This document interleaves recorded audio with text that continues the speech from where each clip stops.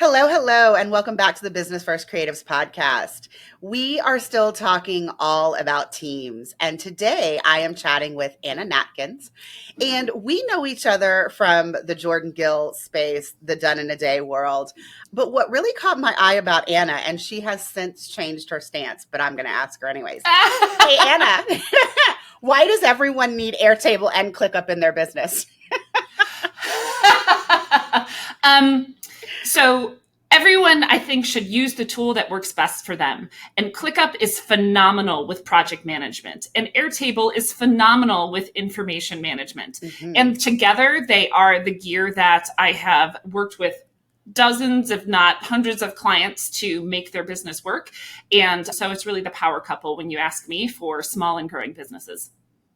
I mean, I happen to use both, so I 100% agree with you. I just remember we were on a call together and someone said something and you were just so adamant about, no, I will not do one of them. Like the clients that I want need to do both. And I know I'm putting you on the spot, but one of the reasons that I just wanted to bring this up is that, you know, we have opinions about what we feel like everyone needs. And if we have those opinions, there's usually a reason. So, I mean, there are things that you might want to do. And if you are only looking at Airtable, you are probably missing this functionality, which is what we're going to be chatting about today. So, Absolutely. Guys, Anna is going to be slipping in here to talk about communication because in the other episodes in this series, we have talked all about how to prepare your business to bring on a team. But like once you have the team, what do you do? And so that's what I'm going to chat with Anna about today. So, Anna, why don't you just tell us who you are and what you do besides loving both Airtable and Clickup to get us started? What? Just like spending my whole day and that technology isn't enough? No. So I am Anna Natkins. I am the owner of Anna's Simple Solutions, and we work mostly with overwhelmed, stressed out mama bear CEOs and, of course, their teams as well to systemize and streamline communications in their business using Clickup and Airtable especially. My favorite clients are women CEOs that are passionate about what they do and want to grow and make an impact on the world, just like you. And I specifically love working with neurodivergent clients. I am neurodivergent myself, so is my family. It's just a bunch of superpowers all on top of each other, and it makes every day fun. So let's start with the communication because I love that like this. I feel like the communicating part of my business is the part that I didn't anticipate. Even before I started doing systems when I was a photographer, I feel like I thought I was just going to be getting all these amazing clients and they were just going to book when I sent them the proposal and I was going to photograph them and I was going to edit their images and I was going to send it. And like that was going to be my process. And of course, all of us know, at least me, I mean, and I know that most of the clients that I work with are the same. We spend so much time in our day communicating with clients. And then when you add team members on top of that, like communication is what makes a great team. If you can't figure out a way to communicate with your team, you guys are not going to be successful. You're not going to be able to do whatever it is that your goals are. So how is it that you approach setting up communications for a team when they hire you? I mean, and we don't have to start with like the tech. Just in general, what are some guidelines that you think everyone should consider when they are laying out like a plan for communication in their teams? So communication is really several different aspects in one. It is not only the talking or the speaking to someone. It's not only the emailing to someone. It's also being aware of where someone else is coming from. And a lot of us don't consider that when we are working with clients or teams. It's just not what we think of on a day-to-day basis. But we think about where someone else is coming from. It can change the message significantly from your mouth to their ears, so to speak. So one of the things that is really important when you talk about communication is kind of setting the scene, making sure they are in a place to receive the information, making sure that you're in a place to send the information. And a lot of this is just kind of innate and you get used to it as you go on. But a lot of the pieces of which I work with clients on specifically have to do with setting up policies that they introduced their team to when they come in the business, something for them to read through, to understand, and then also talking through, answering any questions about the policies, really hitting communications, not only through just the speaking, like I said, but also through the reading, through the way that you interact with them, asking them how their day was, and almost that little soft skills, touchy-feely aspect of it, making them comfortable to be part of the team and to contribute to the culture. I know I just went through a lot of stuff there. That's okay, though. I mean, I'm finding this pick? fascinating because, I mean, I think the worst thing that you can do is hire a team member and not do that kind of, in some way, you have to introduce them to their business. You can't just hire someone and throw them in and be like, this is what I need from you, and just expect it to get done. So there's the like initial intake, if you will, the policies that you said, putting in place, making sure that everyone is on the same page. Once you've kind of gotten through that introductory phase, if you will, like, you know, you've brought the team member on, they seem to be a good fit, they've run through all of the policies, they seem to understand, what is the next phase of communication that we need to consider after, you know, after they've been with us for 60, 90 days? What's the next step? So those policies and setting, you just kind of brought it into my head, like the setting of the goals for them, making sure they understand not only how to be part of this team, but also what the goals that they have and you have for them. So I think we're still talking a little bit about policy and that, but understanding the end result of the first 30, 60, 90 days is also very important, and making sure they are part of that understanding. So we call them KROs, and I'm going to have to let you know exactly what that means. It's a little bit like KPIs. And when you work with someone to kind of set, like, these are the things that we want you to do in the first 30 days, the first 60 days, the 90 days. So there's no questions as to what those pieces are that they are going to attend. And I'm still kind of setting the stage for the whole communication, because that is a large part of it. But once you get into the actual work and the communication that happens when actual projects are being done, that's almost the next phase of this. Yeah. So once you get into that phase and you're working with your team members, and let's say that they are perhaps not hitting their goals as they should, what is the best advice that you have for someone who needs to communicate that the goals are not being met? Because I struggle to explain this concept to other people, because I feel like I'm good at it by nature. Like, if you're not doing what I need you to do, I'm going to create some Loom videos. I'm going to, you know, like when it comes to training my editor, for example, what I would do is I would go in and I would specifically choose like 5 images that I don't feel like they edited to my style. And I would screen record myself editing. And then I would be like, this was what you edited. This was what I edited. And this is the steps that it took me to get from your edit to my edit. Yeah. So I need you to, you know, make a note in my client file or whatever it is, but like, this should be the end result. And of course I would do that to enough to where I thought I was getting my point across. And then I would be like, okay, now take another stab at that session and send it back to me when it's done. But for people that don't feel like they're able to, like, you know, articulate that in a good manner, how is it that you help people like buff themselves up, if you will, to have those kinds of hard conversations when their expectations are not being met? That's a really great question. So I have kind of a 3 tips that I ask people to think through when they're having these types of conversations. The first one is, think about being approachable. You don't want to come at someone like with a knife saying you did this wrong. You want to be like, okay, if I was, and we all know, we all have had those clients at some point who get very, very frustrated very quickly. But so think about the other side of that situation. And then also be very clear and concise with your messages. Don't try to fluff it up saying, I did this and I spent wasted 2 hours of my time, et cetera, et cetera. Keep it very clear. This is the issue that I saw. These are some ways that I think that we could think through how to resolve it. In your instance, you create Loom videos, which is excellent. Anything that they can see is better. And then also embracing empathy. Again, those soft skills, and a lot of people in the business world, I feel, don't really feel like there's a place for empathy. But when you talk about your team, this is the people you spend most of your time working with. And being able to see things from their angle, as well as helping them see things from your angle, is a really great thing. So be approachable, keep it clear and concise, and embrace empathy are the three things that I ask my clients to kind of like think through when they're going to talk to a team member. So, Anna, this just brought something up. And I mean, I don't even know if it fits into this conversation, but it just popped into my head.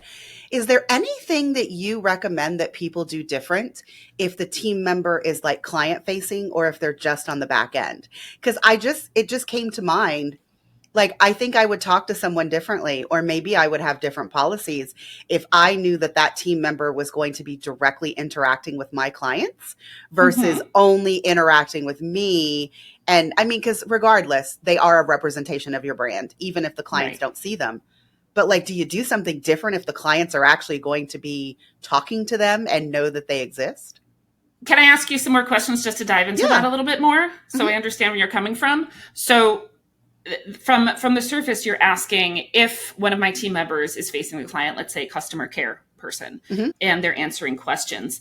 If I see an issue with their relationship with the client or how I treat them if there's an issue at all? Oh, I just meant any of it. Like, is there just anything different that you suggest in terms of setting communication policies and that sort of thing if they're going to have direct contact with your client, or if you and your internal team are going to be the only people that are, communicating with this team member? You totally hit the nail on the head. Policies at the beginning. This is how we treat our clients. I have a client that I've worked with for a long time, and we have a Zoom etiquette for her clients, the way that she wants her team, her coaches that work with them, like speak with them. Like, you'll notice I had a situation today where I couldn't be at home, and I have like a background where there's very, it's very curated, but not so much. It does fit my style. But I needed to be in a place today. It couldn't be a coffee shop for this as I'm representing my business to you. So those kind of policies. And when it comes to someone that works with the clients a lot, I actually recommend having periodic, like teachers have people come in and observe them. So periodically watch it and see the good interactions and commend them for it. And then say, oh, we would like to do this a little bit more with our clients, make sure that they feel XYZ. That is a bit of work, but it is your brand. So when you actually have those, not only does it connect you more with that team member, it helps that team member connect more with the client, which is what you want at the end of the day anyway. Okay, Anna, literally in my head, you were talking, but what I was hearing was, when you call, like, because I called Marriott this morning, I had to change a hotel reservation. And, they have this call is being recorded for training purposes. I was like, that's exactly what you're talking about. Having someone watch recorded interactions of you with a client to like give you that kind of feedback. Because I think that is just a brilliant idea. First of all, setting expectations for 30, 60, 90 days, just to recap what Anna has already told us, is amazing. Because there's nothing worse than working with someone and they think that they're absolutely killing it. And you're waiting until 3 months in to be like, no, I'm completely dissatisfied with your work. Like, that should never happen. And if that does happen, that's on you. That's not on them. Like, if they're not meeting your expectations, you do have to find a way to communicate this. But doing that periodic, especially for people who are client facing, where you might not be present and you might not actually have firsthand knowledge of like what's going on the client calls, that's amazing. Yes. And I want to just touch on something else that I thought of. See, we're just going off in different directions here. When you talk with your teammates, a lot of people get very nervous. Sometimes they feel like Big Brother is watching. If you say, I'm going to be recording and watching these videos, they may feel you don't have confidence in them. So again, we're going to go back to communication, how this is communicated to your team when they come in, and how you say that can have the complete difference between not feeling like part of the team and like you're not doing things right, and then also feeling like, oh, they want to help me get better at what I'm doing, and it's not a negative thing. Even just thinking about how to communicate that aspect is a really good point. But I'm just going to take it one step further, because if you are currently having any interactions or calls with your clients, everyone should be recording these. And for the sole purpose of, you might miss something if you're taking notes furiously. You might miss a really important thing that your client says, but also in the the land of client research and using your customer's voice in your marketing, everything should be recorded, because you never know when your client is going to say the most amazing thing about you and your business off the cuff during one of these client calls, offboarding calls, intake calls, like all of them. If you're doing something right, your clients are probably going to communicate that to you. And so having these taped where you can then create a transcript, where you can then pull this for testimonials and case studies and all of these things. I mean, I think that I think now we expect everything to be recorded. Now, 10 years ago, that wasn't the thing. 10 years ago, I think that if I was someone's employee and they told me that they were going to, tape everything that I did, I'd be like, why? I mean, but like now that wouldn't be my stance. Everyone records everything. And so I think it's different now than it was. It's a whole other podcast episode. I mean, I feel like this is a good segue into talking about, and I'm going to start here and I'm going to let you run with it. Why do you think that Airtable is a great tool for businesses to use in order to manage some of that communication? And then maybe we'll talk about what's missing and why it needs to be paired with a project management tool, which you and I love ClickUp, but really it needs a project management tool, period, even if it's not ClickUp. So I'm going to just kind of compare the two. One of the big things about communication that can be difficult for a team is even the ability to find information, find documents. Are you okay? I am, girl. Like finding emails is like, I mean, that's what I tell everybody when I'm trying to explain to someone the difference between using like Dubsado. And I know that that's not the topic of this, but like using Dubsado to communicate with your client versus Gmail. I'm always like, but you can go to one place to see everything that you have sent this one client. How many of us, like 5-6 years ago, spent hours in our Gmail looking for a particular email that we know we sent, but we just can't seem to put our finger on it? Like, all of these tools help you eliminate that kind of, hide and seek, if you will, with your communications. I could go on a whole tangent about how Slack should not be used for project management, but that's a whole other story. I mean, it is important to talk about when in context of communication. But when going back to kind of the Airtable example, being able to pull together all information for your clients. So not only conversations that you've had, but also when they signed up with you, how long they've been on your email list, like anything marketing related on there, as well as just where are your brands, what are your brand colors? What are your social media links that you need like on a whim? I could go on and on. What are your Zoom meetings that you need to send to somebody if they don't have it at the last minute? The amount of time that you and your team spend looking for it could equal days in a week. I could tell many, many stories about that. So actually, one of the first things that I do when I set up Airtable for a client or recommend it is creating something called a business hub. I've heard it called executive hub. Basically, it's a team hub where all of the information that anyone could possibly need is accessible through that hub.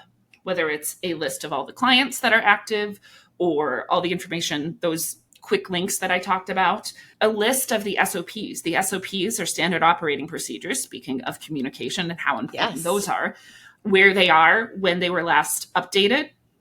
And everything of that nature is what I first set up because that will save the most amount of time of anything that I could do for them. Now, people say, well, can't you set that up in ClickUp as well, or a project management tool?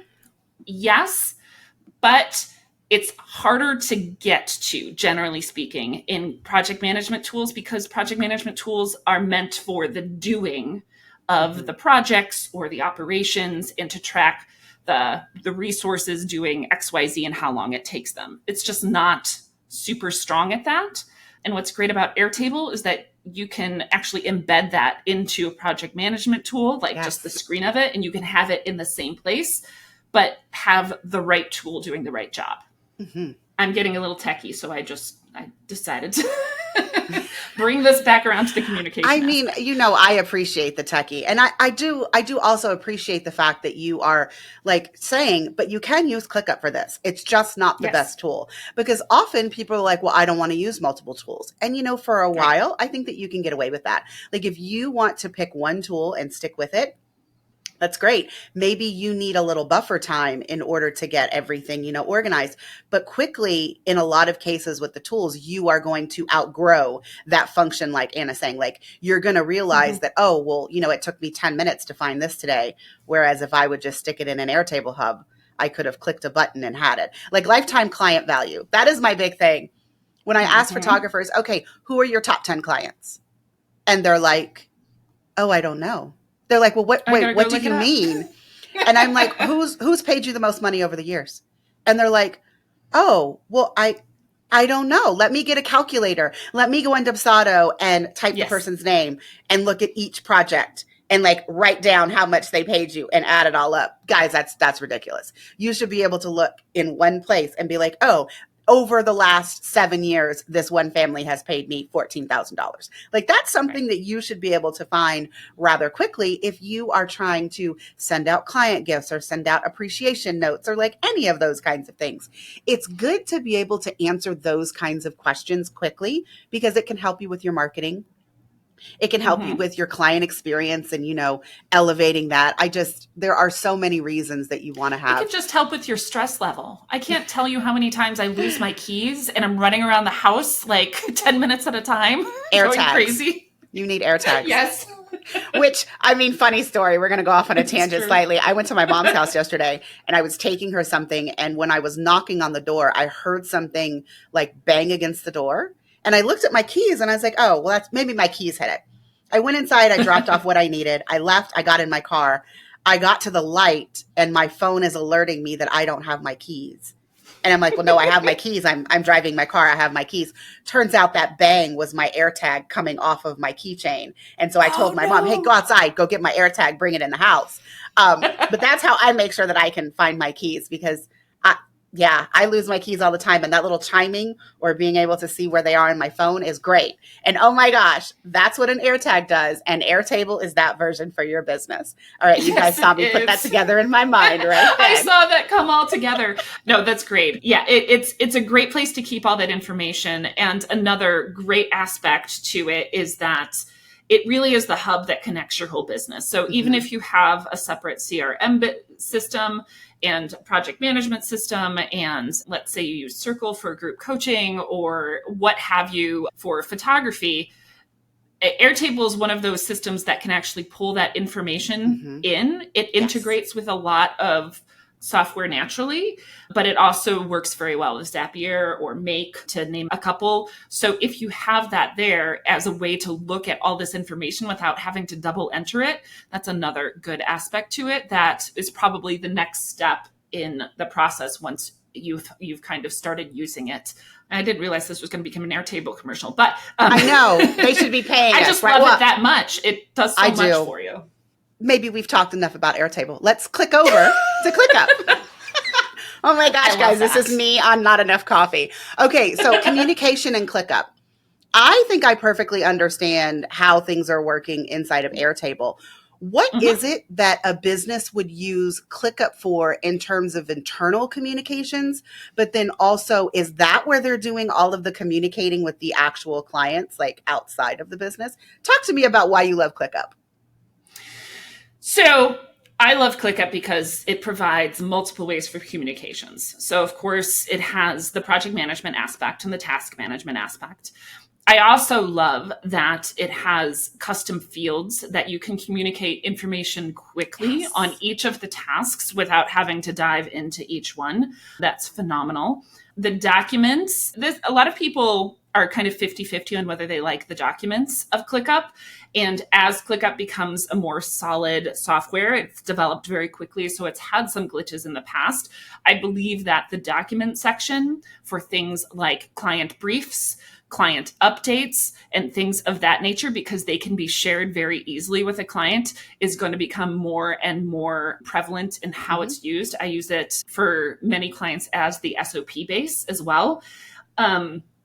I could go on and on. There are chat features that happens. I run most of my meetings out of ClickUp, and meaning I have a dashboard that has the agenda for the meeting. I have an area where chat is available, so the team members can put concerns or questions in there. We even have calendars that go in there. So it's also a really great way to kind of pull in some other information. But what is really important when it comes to ClickUp is to really focus on communicating internally with your team, all within ClickUp and not in an outside source. Like, so not within email, not within Slack when it has to do with project specific things. Okay. Because once communication goes into other channels, nobody knows what's going on and you can't find it. Going back to that. I mean, because you'll sit there and you'll be like, okay, no, I know I sent this message. Oh, let me check Gmail. Oh, let me check Slack. Oh, let me see if I texted it to you. And then it's like, oh, but if you make everybody go to ClickUp, it will all be there for anyone to access, so that if you have to step aside, if you're going on vacation, your team members have access to the things that you've already communicated related to that project. I mean, that's just, it's so time saving, but it's also just so efficient. And efficiency is my love language. So efficiency and effectiveness. I'm going to go on to that bandwagon here. Because if you are efficient, I forget the quote. It's efficiency is doing a lot of things quickly, and effectiveness is doing the right things. Ooh. So if you're able to do both, winner, winner, chicken dinner. So that's kind of like what I ride on when I talk about those types of things within ClickUp. And also, there are functionalities in ClickUp, such as being able to send emails out through tasks, which is great. But so the name of my business is Anna's Simple Solutions. I'm always very much, I want to look at the simple way to do things first, and then understand, oh, there's this feature, and I have a need to do this, that I could use this to do that feature, rather than trying to do everything at once, which is what a lot of people do with ClickUp because it can be overwhelming, and then add that in once they have a really good use case for it. I feel like those of us that set up systems, regardless what tool we're using, I feel like sometimes we have to like hold ourselves back. Like, I know that you could do this, and this in your business. But like, we have a responsibility to recognize that they probably don't need all those things set up at once, because we want to create systems for you that you are actually going to use. I would feel heartbroken if I turned over a system to someone and they're like, I'm so overwhelmed, I don't even know that I can use this. Like, that would be the worst feeling. And so when it comes to these tools have a lot of amazing features. Does not mean you have to use every single feature. You need to use the features that are most aligned with your business, your goals, and your needs, versus, oh, it does this. How can I use this in my business? Yeah, no. Let's start with your goals. Well, and it, like, kind of go back to what I'm going to bring this back to the conversation we're having at the beginning about how to talk to your team. Even approaching a tool, like, think about the same types of things. Approach it, and look at it at like, okay, these are the things that I want to use. This is what I'm actually looking at it for. Make sure what you're putting in there is clear and concise. Same thing, when you talk to someone, okay, I need this project and these subtasks within this project, and kind of start it off that way. And just think about how the person on the other end is going to understand that information, that empathy piece. And that's kind of why I always start off with like mapping out processes and client journeys to kind of understand the whole flow of it, to make it simple for people to use. Again, a lot of people want to use one tool for everything, but when you do that, you have to think of everything at once, how you could possibly use everything. And I think that's a recipe for inefficiency. Well, and the thing about Airtable, using it as your base, is if you're using all of these different tools, because I feel like people, number one, don't want to pay for a bunch of tools. And the truth is, guys, like Airtable, like I pay for Airtable, but most people could probably get away with the free plan. It could be perfectly fine. So it's not that we're going to force you to pay for like yet another tool, but like this is the tool that could house and like tell you where to go for everything else, which really helps with the organization and the management of your business instead of, trying to figure out how to make everything work inside of the one tool. I always use the Dubsado calendar as like the scheduler as a really good example. Oh, yes. I ask clients a lot of questions about what you need your scheduler to do. And I don't recommend that everyone use the Dubsado scheduler.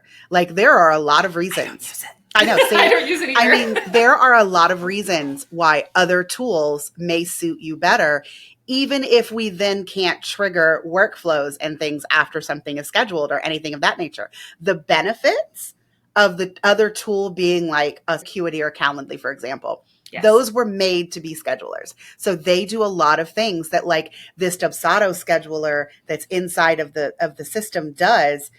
They don't do the same things. And so I struggle to tell people, you may want to continue to pay for your scheduler because I don't think Dubsado scheduler is a good fit for you. And sometimes they insist, no, I want everything inside one tool. Okay. And then they come back and they're like, well, how do I do recurring schedule? I'm like, yeah, you can't. That's why I told you to keep Acuity in the first place. How do you cancel a one and reschedule? That's always been a brain scratcher. Yeah, if your reminders have already gone out, they're like, oh, Colie, they rescheduled and they didn't get the reminders. I'm like, yes, because the reminders don't reset. So, I mean, guys, these are things that people like Anna and I, like, we know that these are the little quirks in all of the tools because we have thoroughly tested them. But like, before you end up choosing a tool and like going all in, you have to do your research. And if that includes having conversations with people like us, you should do that because there's nothing worse than you like going all in on a tool and then 60 days down the line, you realize it doesn't do these like very key pieces that your business runs on. And all of a sudden you've invested all this time and money in a tool that isn't going to get the job done. There's nothing worse than that. Nothing. I know. I always feel that is one of the hardest things about being in business and trying to grow is kind of figuring out what those tools are.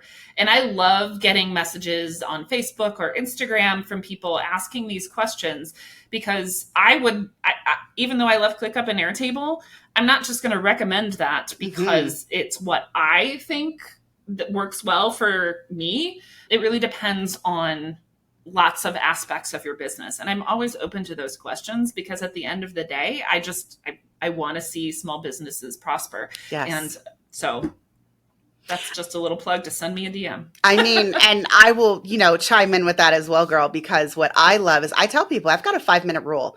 Like if you send me a question and I can answer your question in less than 5 minutes without doing any research or anything of my own, I am happy to answer those questions for you because I don't want everyone to switch to a tool just because I tell you it's great. It's great for me. It's great for the person that I set it up for. It may not be great for you.